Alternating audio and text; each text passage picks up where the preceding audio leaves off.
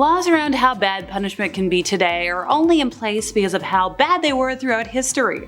Some of the things I can't talk about include waterboarding, the horrors of MK Ultra, witch trial doozies, and more. Question for y'all, what do you consider the worst punishment you could have received throughout history? Let me know in the comments and let's see if it makes today's list. Let's kick things off with a doozy of a punishment that's been used throughout American history, and that's none other than waterboarding. So this is a form of torment in which water is poured over a cloth covering the face and breathing passages of an immobilized captive, causing the person to experience a sensation of drowning.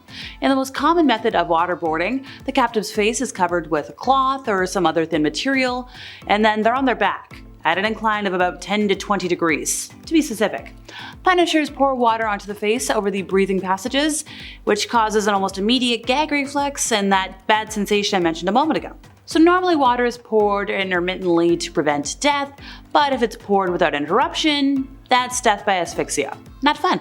Waterboarding can cause extreme pain, damage to the lungs, brain damage from oxygen deprivation, other physical injuries, possibly broken bones due to struggling against restraints, and overall just lasting psychological damage. Adverse physical effects can last for months, and psychological effects for the rest of your life. Another form of what is considered cruel and unusual punishment in the US of A happens to be sleep deprivation. Not the one you do to yourself. The United States Justice Department released 4 memos in August of 2002 describing interrogation techniques used by the CIA, and claimed that forced sleep deprivation for up to 180 hours, 7.5 days straight, by shackling a diapered prisoner to the ceiling.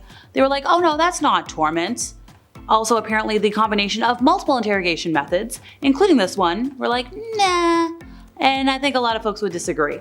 While it leaves no physical signs of harm, the United Nations does recognize it as a form of awfulness. Project MK Ultra. Now this had the stated goal of developing biological and chemical weapons during the Cold War, but it also secretly dosed a lot of individuals with LSD. Why? They wanted to test the potential for mind control. The project began during a period of what journalist Rupert Cornwell described as paranoia at the CIA, when the US had lost its nuclear monopoly and fear of communism was at its height. Although the practice reportedly continued for 2 decades, it was launched before the big movement of the 60s that made LSD into a popular counterculture symbol. And, oh right, mind control. During the program, the CIA established front companies to work with more than 80 institutions, and in some cases, academic researchers were funded through grants from the CIA front organizations, but they didn't know that the CIA was using their work for these purposes. So, what did the agency do? Well, they ran experiments on subjects, humans, using LSD, hypnosis, and a lot of torment. Many of the human guinea pigs were mental patients, prisoners, addicts, or as one agency put it, people who couldn't fight back. And this wasn't just in the United States. In areas under American control, so Europe, East Asia, Japan, and so forth, the CIA created secret detention centers so the US could avoid criminal prosecution. The CIA captured people suspected of being enemy agents and people they deemed expendable so they could have some fun and learn. Prisoners were interrogated while being administered these fun substances, electroshocked, and subjected to extremes of temperature. Also dealing with sensory isolation, which, yikes. In one case in particular, a patient in Kentucky was dosed continuously for 174 days. So invested in all of this was the CIA that some have labeled the agency responsible for the entire psychedelic movement in the US. At least 2 American deaths can be attributed to this program, according to the Church Committee. And the Church Committee uncovered a lot of this, but at the end of the day, a lot of the top secret files were ordered to be destroyed in 1973 by the director after the Watergate scandal. But there's enough left to confirm one of the wildest and most crazy stories from the history books. And sure, while some folks might be looking at this like, woohoo, free acid. No, this was torment for a lot of people and absolutely awful and ruined their lives. So when most folks think of awful punishments, they often think of scars and wounds. However, inflictors of pain often use methods that are painful and create long-term injuries but without scars. which I know I've already talked about a bit today, but let's talk some more about it. So the use of stress positions is one of these awful methods, and it's pretty common. These positions force a prisoner into a painful physical position, such as forced standing, awkward sitting positions, or suspension of the body for prolonged periods of time. This can lead to long-term or even permanent damage, including nerve, joint, and circulatory damage, and muscle and joint pain. And yep, it's another one of those things on the list of things used by the US government that they technically aren't supposed to do. Time to go back in time to witch trials, specifically witch trial cakes. Sadly, these aren't yummy Halloween cakes, but instead a bizarre form of counter magic, quote unquote, a supernatural dessert that was used to identify suspected evildoers.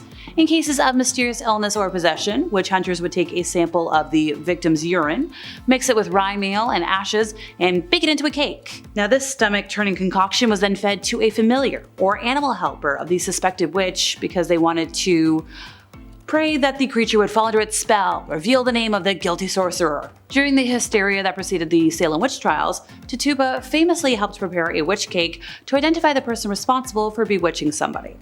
The brew failed to work, and the knowledge of spells and folk remedies that Tituba had was later used as evidence against her because they were like, you've got to be a witch for knowing this. One more thing, another use for a witch cake came from burning the pastry in hopes that the scorching heat would transfer to the witch and force her to reveal herself. But at the end of all this, the harm against animals? That's punishment enough and awful.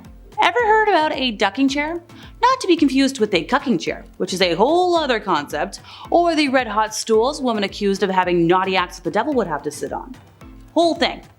Sadly, not enough information is out there to unpack all of that, but let's keep moving. The ducking stool was a strongly made wooden armchair, often made out of oak, in which the offender was seated, with an iron band being placed around them so they would not fall out during their immersion. The earliest record of the use of such is towards the beginning of the 17th century, and it was used in Europe, but also in the United States, and it was quite something. So usually this chair would be fastened to a long wooded beam, kind of like a seesaw, at the edge of a pond or a river. I'm sure you can see where this is going. Sometimes the ducking stool was not a fixture, but instead was mounted on a pair of wooden wheels, so that it could be wheeled through the streets. And at the river edge, it was just hanging by a chain. In sentencing a woman, the magistrates would order the number of duckings she should have. And as much as I've scoured the internet, there's some data missing on the numbers. The type of ducking stool was called a tumbrel, and this was a chair on two wheels with two long shafts fixed to the axles. This would be pushed into a pond, and then the shafts would be released, ergo tipping the chair up backwards. Sometimes this punishment proved fatal, and subjects would die. Once again, the sometimes should be taken with a pound of salt. Way back when, ducking was used as a way to establish whether somebody was a witch or not. So the ducking stools were used for this purpose, but then later you could do this without the chair. So in that instance, you would bind the subject's right thumb to your left big toe, and then you tie a rope around the waist of the accused and throw them into a pond. If you float, then you're in league with the devil. You're rejecting the baptismal water. And if you sink, you're clear. Oh, and you're also dead. We all know about gas chambers. They're an apparatus for killing humans or other animals with gas, consisting of a sealed chamber where you've got the poisonous or asphyxiant gas, and a lot of different gases can be used: hydrogen cyanide, carbon monoxide, and so forth and so on. So while this is more so associated with deaths in Germany during a certain time period, it's actually been used as a form of end-of-life torment in the States, and it's still legal in places like Arizona, Missouri, and Wyoming. The last person to meet their end by it was Walter Legrand in Arizona in 1999, but it could technically still be used today if requested. Going back in history, there were some awful ways that a lot of Americans punished their own servants. Some accounts describe how different methods of punishment and harm became popular in the States, and William W. Brown discussed a common practice used in Virginia from an owner who had his property bound and lashed in the smokehouse. Then he created a fire from tobacco stems to suffocate and smoke the people as further punishment. Slaves are often expected to work in exceptionally difficult physical conditions, especially outside, and in theory, it would make sense for their bodies to be protected and maintained. Well, in cases where folks didn't meet what owners wanted them to meet, or they resisted, they would lose some body parts. Sometimes it involved cutting off an ear. Sometimes it would just be a slice of the flesh.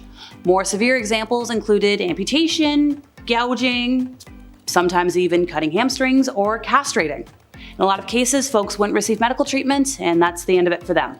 And finally, the upright jerker was an interesting twist on a classic end-of-life method. Rope necklacing, while it is a true standby, leaves much to be desired in terms of effectiveness. Depending on a lot of factors, it could be a very slow or awkward way to go. So how did folks get around this? Do it backwards! The upright jerker was a modified system that used heavy weights and pulleys to quickly jerk the condemned back into the air. Folks were hoping this would be more effective. Yeah, it didn't work. And that's it for me once again, folks. I've been Alexa, your resident emo girly. See y'all next time I buzz in over here at Bumblebee.